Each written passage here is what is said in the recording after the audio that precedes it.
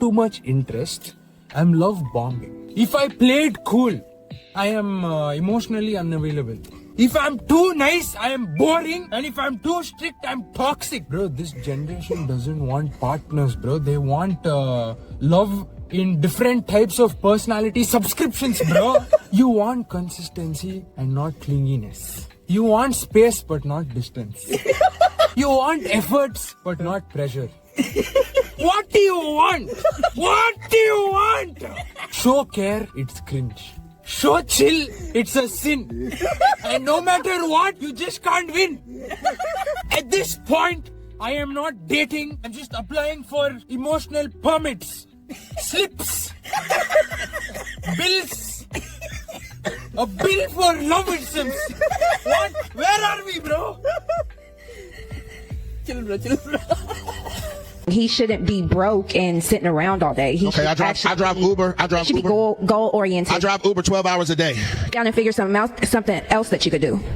You could become a courier or something like that. What if he likes driving Uber? Right, but you could split that up though. You like driving for Uber, but there's other things that you could also do in between that time, like if you don't have rides and like that. So like there's other things that you could do. I can sustain my level of life with the job that I'm doing, the regular. Then if you're someone that's content with doing something so small, then you wouldn't be the right person for me. So you're saying a 9-to-5 job is something small? No, because I have a 9 to 5. Don't worry about it. Something so small, like having consistent paying job, like me being able to pay the rent on the first. Something so small. I love how she just minimalizes a man being financially stable. I understand that I'm not lit and I don't have a 10,000 square foot house. But you know, this 3-bedroom house on the south side, I can handle that shit. And I apologize if I'm not the man for you because my consistent paying job is so small. Thank you, man. I pray you find what you're looking for. So small, it's about you being content with that. You being content with just doing that. I work a 9 to 5 as well. I'm a quality engineer. I'm not content with that. I'm also a model. I'm also an actor. I'm also a recording artist. I do multiple things. None of that. Why are we minimalizing that actually make us some money right now? The job is what pays the bill. So shouldn't we have a little more respect for the job? I mean, I'm sorry. My father worked for 25 years in the military and worked 20 years after that, and I never would call his accomplishment small. If we was broke, we didn't know it. Every Christmas I had under the tree. I wouldn't call that small. I would call that stable. I would call that, taking care and raising a family. I'm sorry that jobs are small now. I'm looking for new people to come on my podcast, the Ugly Buddy Podcast. Imagine if millions of people heard your story, knew about your business, your music, your film, whatever you got going on. All you got to do is DM the word interview to this page right here. It's not free, but it's so affordable that you're not going to want to miss it. Let the world know what you got going on. Let the world hear about you. I need you on the Ugly Buddy Podcast. DM me now. Okay, so I don't know if this is petty or not, but a few years ago, I decided to go on a girls' trip. Yeah. And I said, okay, to make things easier, like, I'll put everything on my card and you guys just pay me back. So we booked this like almost 2 months in advance. And all I told them was, make sure you pay me back. Like, I don't like to think about money. I don't want to worry about it. I don't want to ask for it. Like, do the right thing and just pay your part, like, before we get there, so it doesn't make anything weird. And so, the day of the trip finally arrives and not one person has paid me back yet. So I was like, okay, maybe when I see him in person, because we're all riding together, that, they'll pay me back. So we get in the car. I don't say anything. Everyone's, turned up, having a good time. Still nothing. I'm like, okay. So we're pulling into the hotel, and finally I was like, hey, y'all, like, no one paid me back yet. Like, it wasn't cheap. Like, just the room was over $2,000. Like, it was a suite. Like, it wasn't cheap. And I prepaid for like dinner reservations and like all the events that we were going to. Like, I paid for everything up front. And so they're like, oh yeah, we just got to go to the ATM. We got you. Like, all of them were on the same page. And I'm like, oh, okay, bet. But that works. That's fine. But I mean, I have Zelle or whatever, but it's whatever. So we get to the hotel, we check in, and still nothing. So we go downstairs, and she, one of the girls is like, I want to go get something to wear for tonight. And so we go to the little mall. It's like everyone's shopping. Victoria's Secret. They're going to H&M. Like, still, no one has paid me my money back. So I was like, all right, bet. I'm not asking again. I'll ask once and that's it. I'm not asking again. So that night I had reservations to this really, really nice spot. And so everyone gets super dressed up, and we go to dinner, and like 20 minutes in, I'm like, hey, y'all, I'll be right back. I went back to the hotel room. I changed into some sweatpants. I packed up all my, went down to the front desk, and I said, I am checking out of room blah, blah, blah. And no one's allowed in there because I'm the only name on the reservation. I canceled all the reservations that we had. I canceled all the events that we were going to. I took an Uber to the airport, rented a car, and drove my ass home. I don't know, is that petty? Don't ever beg for love. Don't ever beg for connection. Don't ever beg somebody to stay with you. Don't ever beg somebody to be with you. Don't ever beg. You are a sovereign being. You're a sovereign light. You offer love and connection in your own world. Be with somebody who wants to be with you. Be with somebody who chooses you. Be with somebody that sees your light, appreciates that light, and helps that light shine brighter. Don't ever beg for connection. Don't ever beg for love. I am in love with 2 men at once, and I don't know what to do. I've never been so happy in my life. I'm in this, like, I get to pick. I make the rules now. I'm in love with both, and I'm not gonna decide in the next 24 hours. I'll decide for you. Guys, if you recognize this woman, just know she's not only dating you. So, make your choice wisely. I hope having 3.3 million followers, at least one of the boys follows me and sees this. Just so karma or justice could be served. Because just don't want anyone to get their heart broke here. Good morning. I'm in the mood to piss off because y'all pissed me off. So let's get into it. Why the f am I still seeing dry begging? It's 2026. And if you don't know what dry begging is when you get on the internet and post some stupid like this. Oh, I haven't been to Del Frisco's in a minute. I want steak. So if you ain't taking me out to get steak, my DMs is broke. We know you and your DMs is broke. You think we ain't know that? But what makes this joke even funnier, a will post that. But mind you, there's a video somewhere out there of her getting getting penetrated from the back by Raekwon and them, and not even looking down at you with your weave pulled up to the front so he can see the bumblebees in the back of your head. He's actually facing the camera, throwing up gang signs so he could tell his friends how easy it was to get you into bed.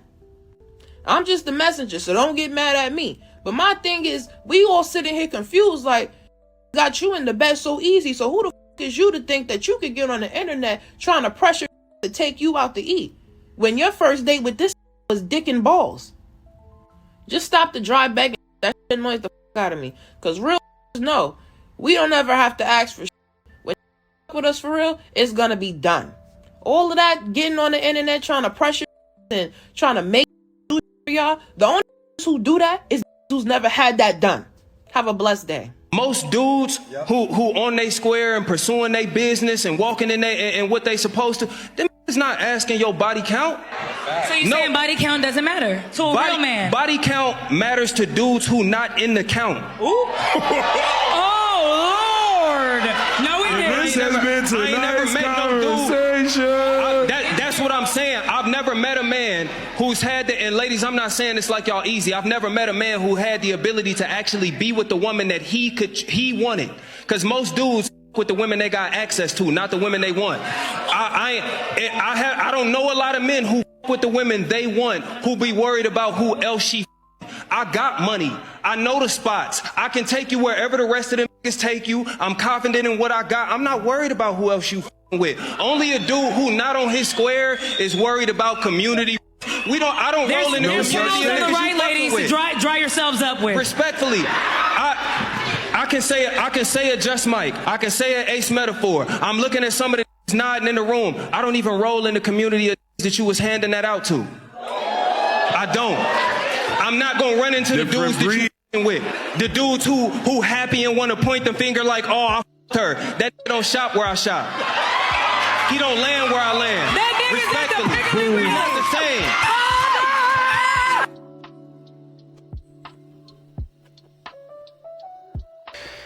And these modern women really do be talking out of the side, out of both sides of their mouths.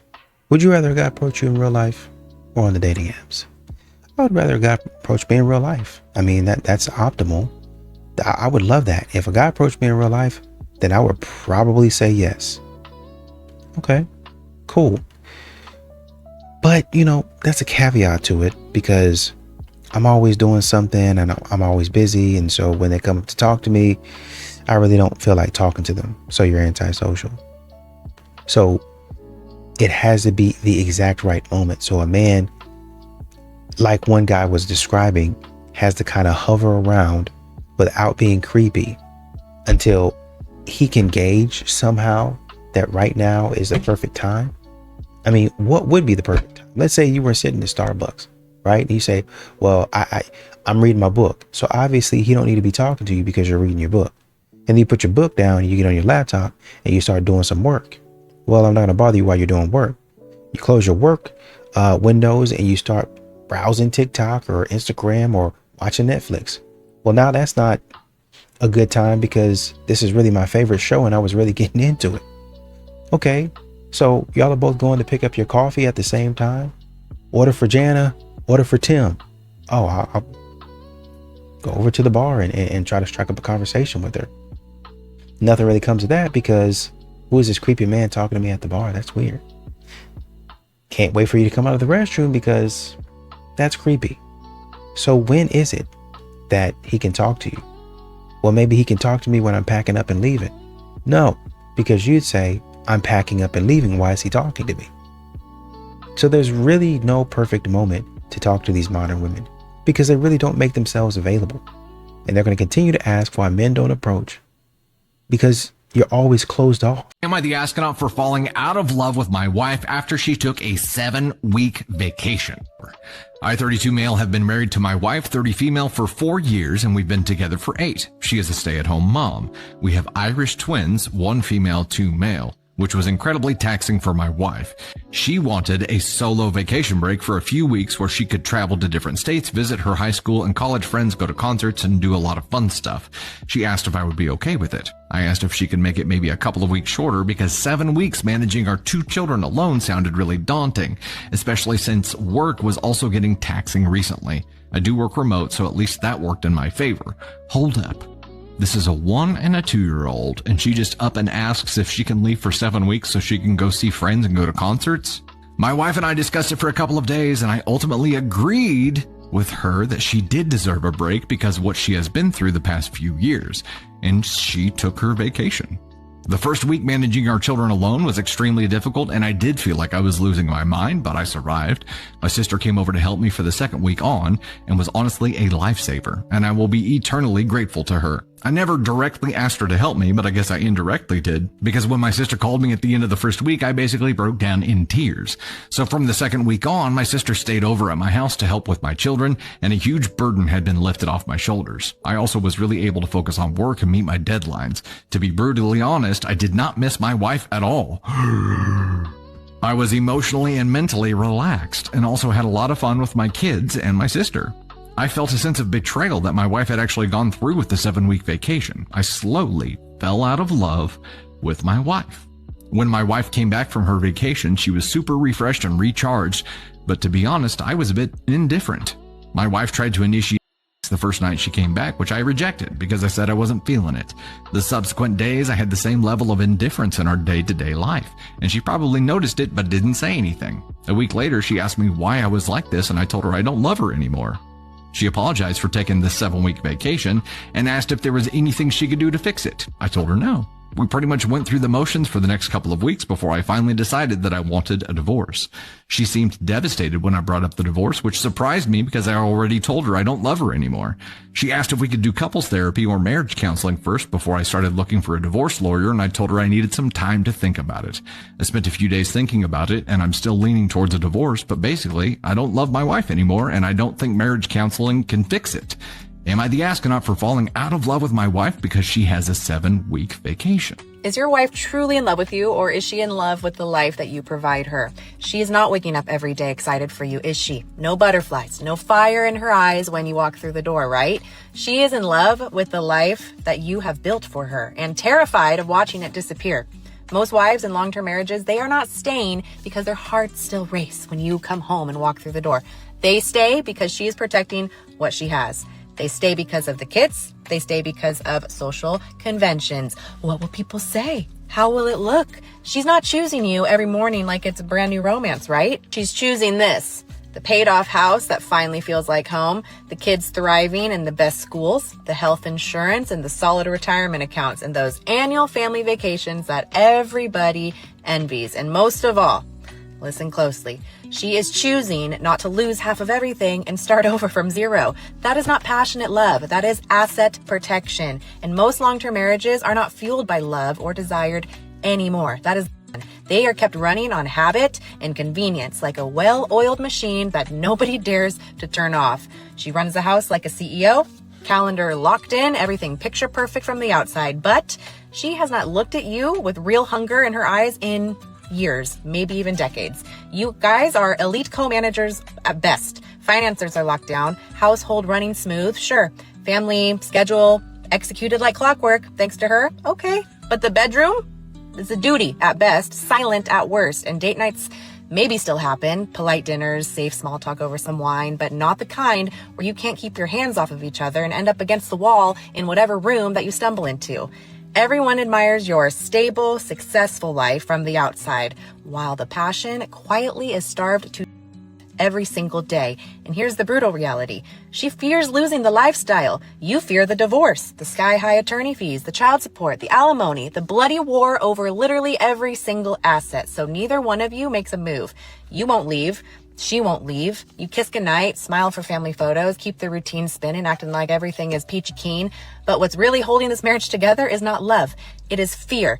Fear, cold, paralyzing fear is the only glue keeping you guys together. She's still an incredible wife on paper. Sure, organized, supportive, amazing mom, perfect hostess. Okay, but the spark is gone and the terror of losing everything else outweighs the quiet unhappiness. So you're no longer her dream. You're her safest bet. You can joke with your boys. It's cheaper to keep her, but deep down, you both know the truth. You are hostages in your own home and in your own marriage. So ask yourself this tonight. Is she truly in love with you, or is she just too scared to let go of the life that you provide her? Because there is a big difference between those two. Who on earth are you married and you can't even cuddle or hug or kiss your husband? Haven't touched in 3 years. My wife is completely disconnected. What do I do?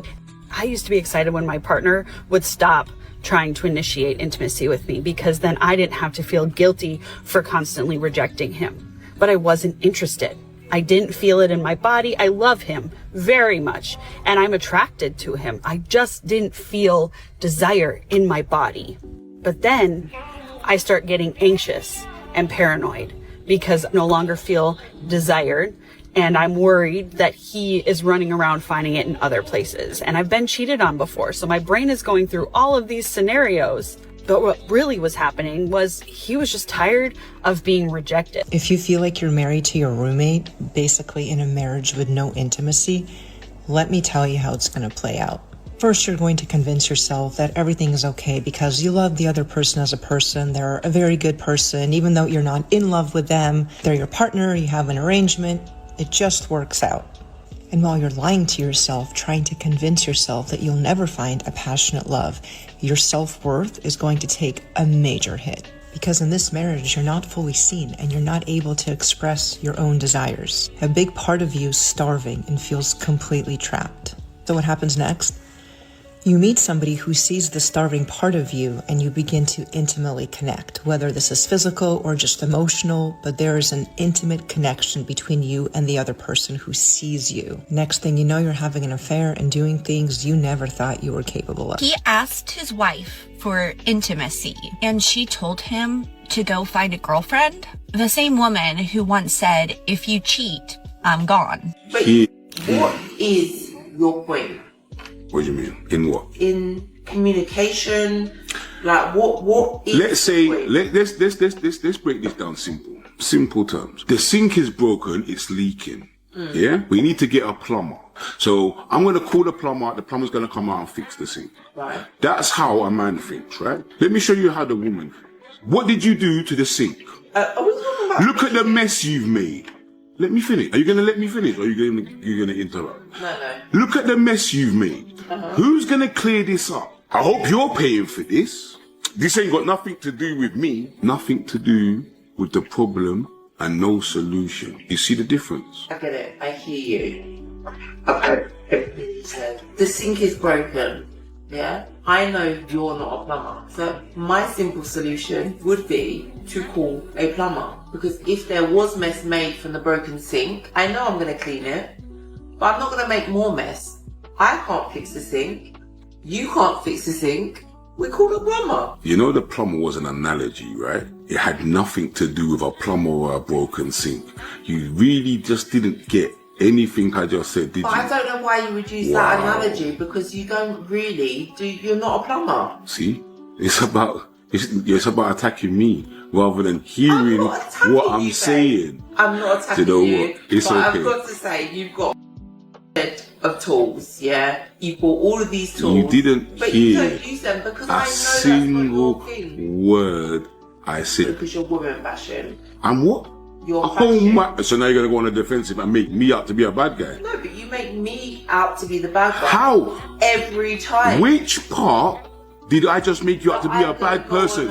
Because Who's gonna clean it? And who's gonna hold on, do hold that? on. And I hope Alright, you're I'll gonna let you pay for finish. that. I would never be like I that. didn't finish.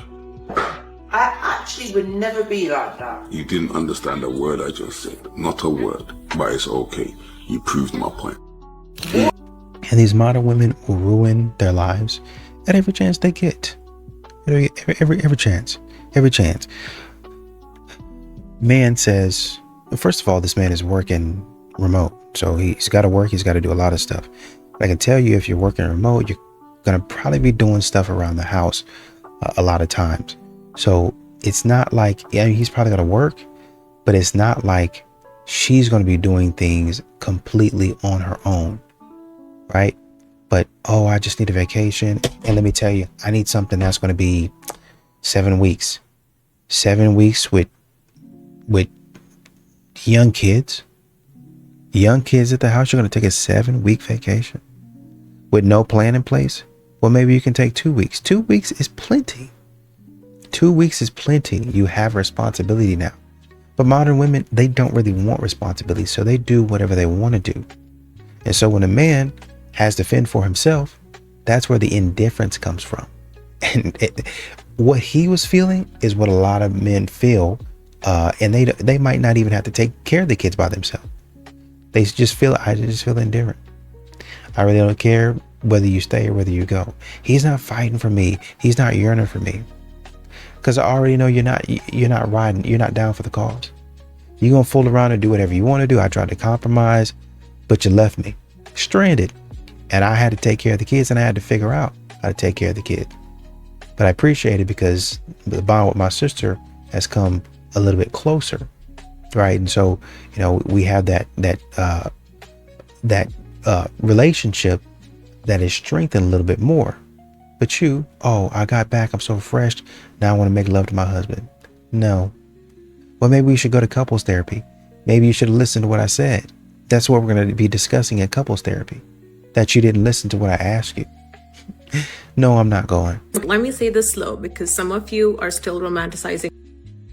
If you're dating a woman right now and you don't look for these 5 things, you're not hoping for love. You're gambling with your sanity. First, does she support you or does she compete with you? Because if every win of yours makes her quiet, weird, or sarcastic, that's insecurity. A woman who's meant for you doesn't see you as someone to beat. If she needs to outdo you to feel powerful, she'll destroy the relationship just to protect her ego. Love doesn't feel like a power struggle. If it does, you already lost. Second, can she take accountability without turning into the victim? Watch carefully. When you bring something up, does she listen or do the tears start, the excuses roll in, and suddenly you're apologizing? If she can't say I was wrong without collapsing, she will gaslight for the rest of your life. No accountability means no growth. Third, is she emotionally consistent or just addictive? And don't lie to yourself here. If she's loving today, distant tomorrow, obsessed next week, and gone the next, that's not chemistry. That's trauma bonding. You're not in love. You're hooked. Peace feels boring only when you're addicted to chaos. The one doesn't keep you guessing. She doesn't confuse you. You know where you stand because her energy doesn't lie. Fourth, does she respect your boundaries or punish you for them? This one exposes everything. If you say no and she pulls away, if you set a boundary and she guilt trips you, if your limits make her cold, dramatic, or distant, that's not love, that's control. Anyone who makes you feel bad for having boundaries is proving exactly why you needed them in the first place. Fifth, does she choose you when it's inconvenient? Not when it's fun, not when it's easy, not when you're winning. When life is messy, when emotions are uncomfortable, when staying requires effort. Because attraction shows up when it benefits you. Commitment shows up when it costs you. Anyone can love you at your best. The one stays when there's nothing to gain. If you have to convince her to choose you, she's not the one. If you're constantly proving your worth, you're already losing. The right woman doesn't drain you, she grounds you. And if this triggered you, good. That means somewhere inside, you know exactly what you've been tolerating. Her current better half has been asking her to marry her because they've been together for a while now, and she has been struggling with the idea of ever, allowing herself to marry again. And I said, well, I could relate to that. I've been in a relationship now with my lady Zelly for 5 years, and she's always hinting at marriage, and some people will say, oh, you're a Band-Aid, you're just filling in the blanks, and, at a certain point, he's going to dispose of you and then go find the woman that he actually wants to marry. But people don't understand is that your opinion is formulating from things that you have never experienced. Right. You don't know what it's like to wake up, get married, have a prenuptial agreement in place, have the prenup to get cracked, where you end up paying all of her legal fees and my legal fees. And now I'm paying all this money to attorneys trying to protect what I have. And then you realize that somebody marries you and then they said, I don't want to be here anymore. And then they trying to take everything that belongs to you with them. And it is really a painful process. And so, well, hey, if we could be happy and we could be together and we could not get married, because if you ever decide that you don't want to be married anymore, now you're going to be another person trying to take everything that I've worked my butt off for the last 30 years. And what does that look like? And how long is this going to last before the judge decides this is my final judgment? So everything about my last divorce took 4.5 years. I lost all of my appeals in the lower courts. Then I lost all of my appeals in the Supreme Courts. And so I had like 3 weeks to cough up almost $1.2 million that I did not have to give. Mm-hmm. And then who do I turn to? Right. When I'm financially depleted. Right. I was doing all right financially until this divorce turned into 4.5 years. I got a mother. I got a sister. She black on me. Despicable Jezebel accused Talil of SAing her, full-on raping her at a Streamer Awards after party. She claims that she was intoxicated. She was really drunk, near unconscious, and couldn't really consent. But Talil still took it without her permission. My phone was stolen and broken. I had no way to get home, and I was you guys by someone that you guys all love. And I'm so tired of this streaming and I'm done, bro. He taped me. The reason why he stopped anyway is because I started boohoo crying, you guys. Everything was cool that night. Jordan originally left the after party and came back because Jordan misplaced her phone. By the way, I've experienced this as well. They don't misplace their phones. They just want to come back. Be very mindful of the tricks that they play in order to re-enter into your life. Not because it was taken by me. We got to the hotel. I offered Jordan a ride home. Jordan asked if she can use the bathroom upstairs, and I said okay. Everything after that was consent. Everything that happened after that was consent between two adults. She was not coerced, she was not forced or pressured. It was a mutual agreement between two adults. Jordan seen everything went left, chat. I hope y'all follow me, and I'm gonna show you the timeline, and I got real evidence to prove everything I'm saying. So just please follow me. I know I'm speaking a little fast, but I'm gonna slow down for y'all. Everything went left when my partner called. The moment my partner called, Jordan started acting crazy. She got really aggressive.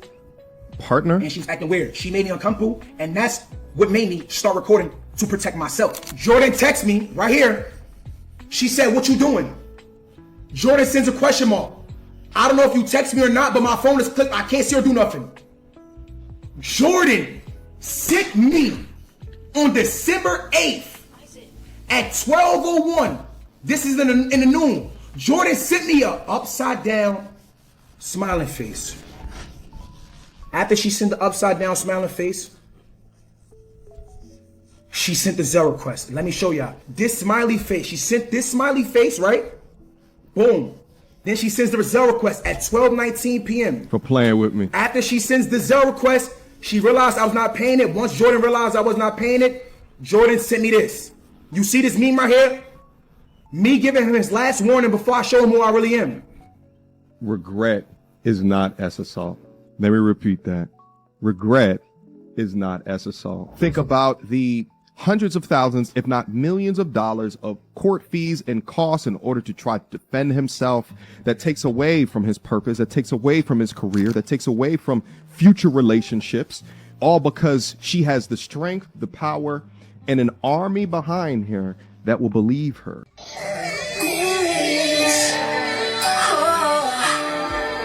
I hope one day you're shopping at a grocery store and you reach for your favorite box of cereal.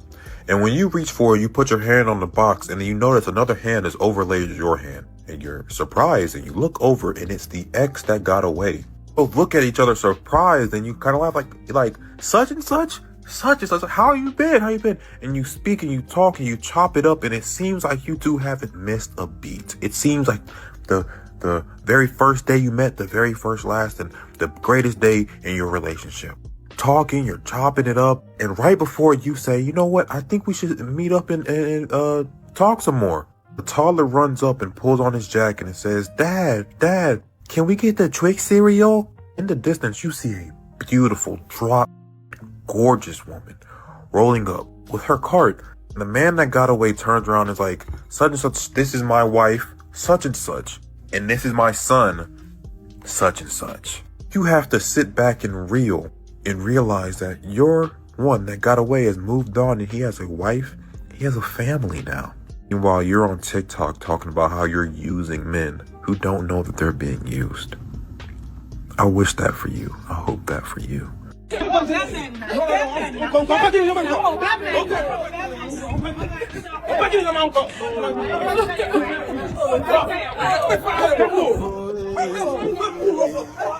can you go and give it everything anyway? How can you be going to give it sorry for what? You give it everything. The two questions. What's that for? Because you're just having fun.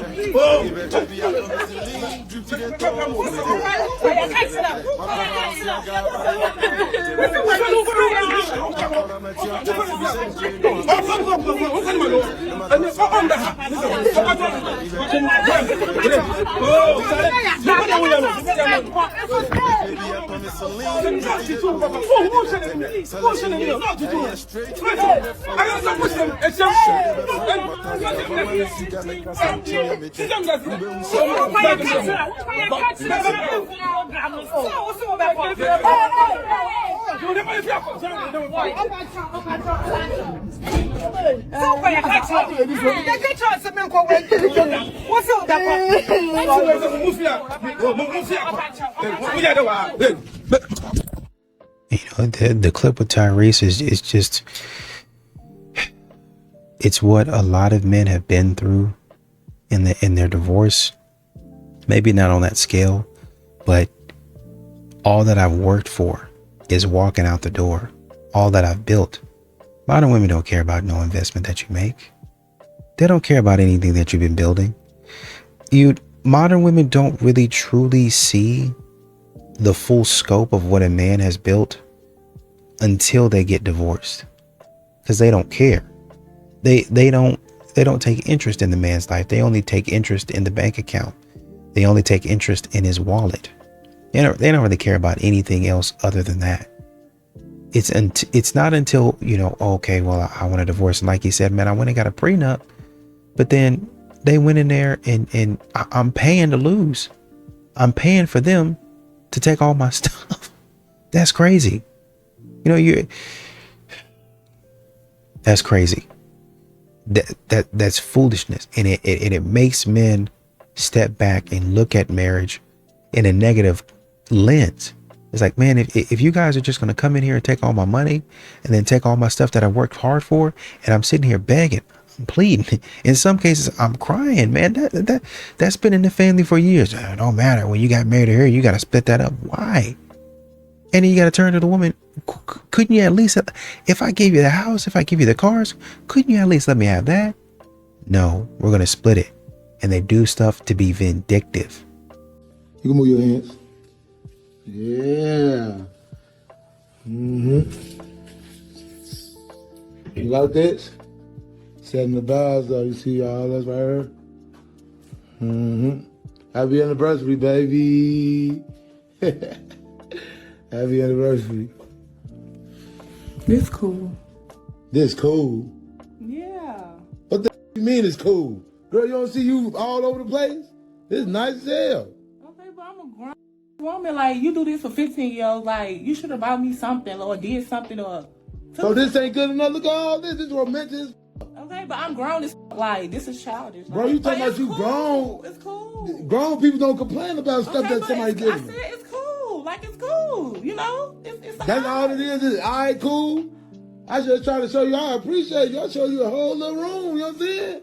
Running this room and all, got it together. Look, nice pizza box. All this you spent on this, you could have spent this on something. Like, something else, going out drinking or something like something. Like, you want to do that? We can just buy together. You tripping. I just hooked us up, bro. I vibe with you every day. I vibe with you every day. This would be all I'm talking about. Like, you ain't grateful for shit, bro. You worry about what you vibing with, man. At the end of the day, I'm trying to do something nice for you. So you don't like this like that? Yeah, man.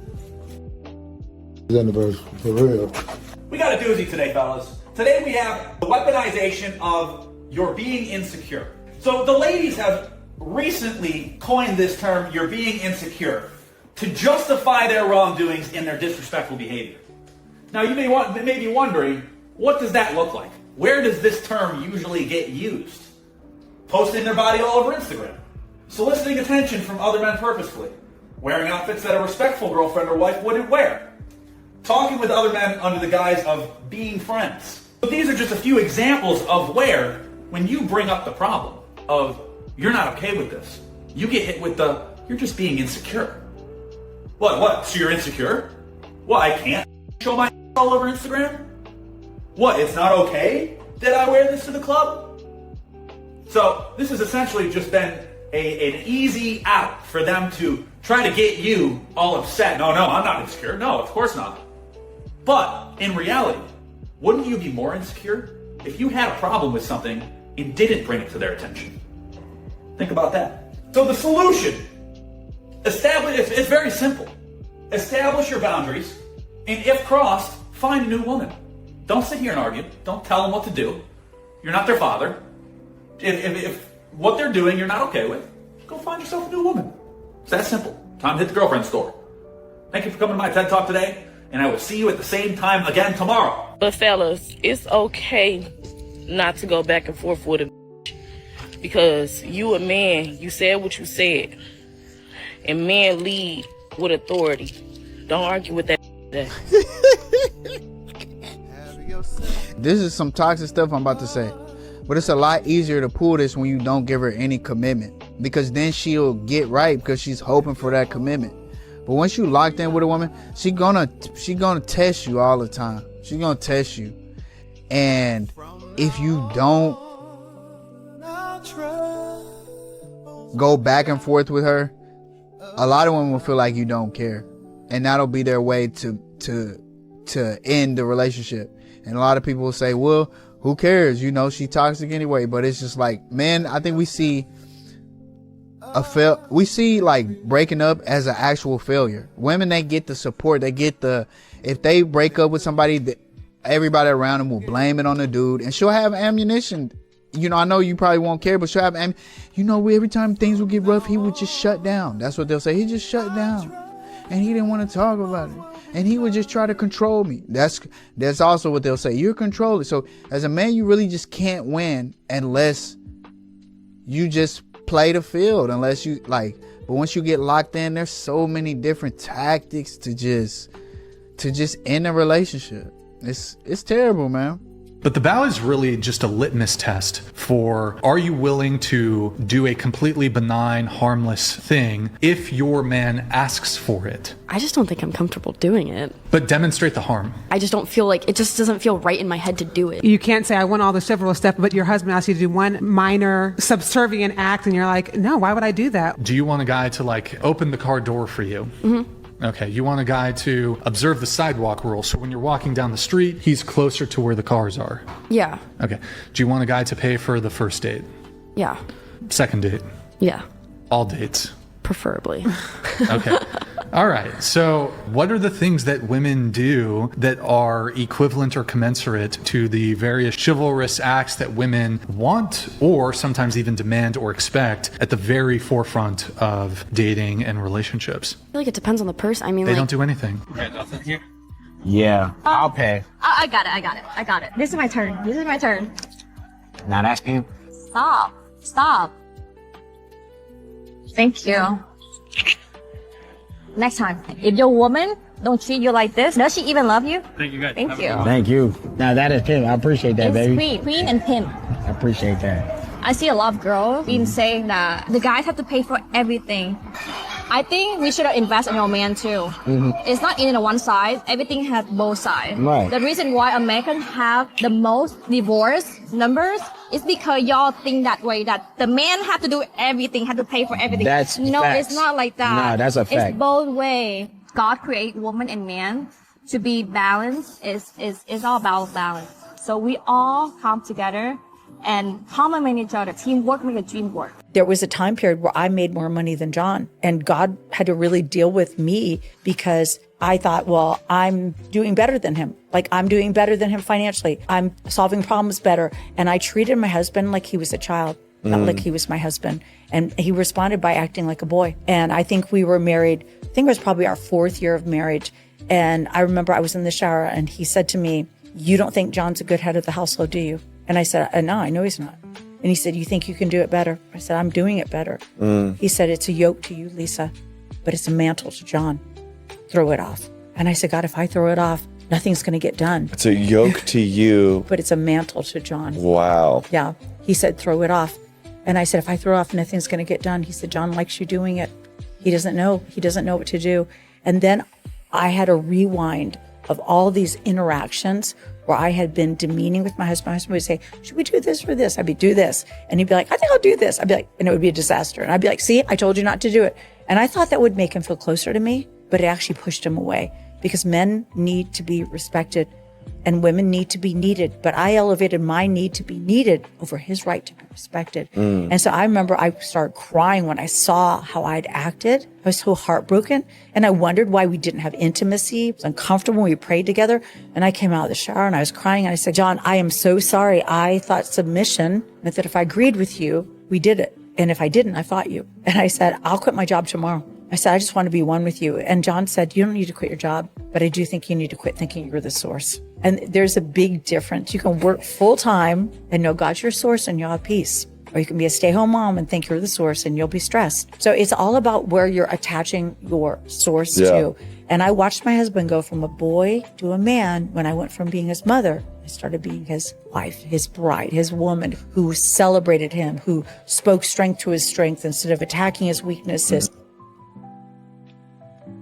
As a woman, stop saying you get niggas. Stop saying you got hoes. Baby, a man has to penetrate too. So therefore, you don't have any hoes. You're not a woman who has hoes and gets niggas. You're a woman who just gets by a lot of different niggas. It's impossible for you to have hoes, baby. Like, stop trying to be so masculine all the time. It's okay. It's okay to just... It's okay.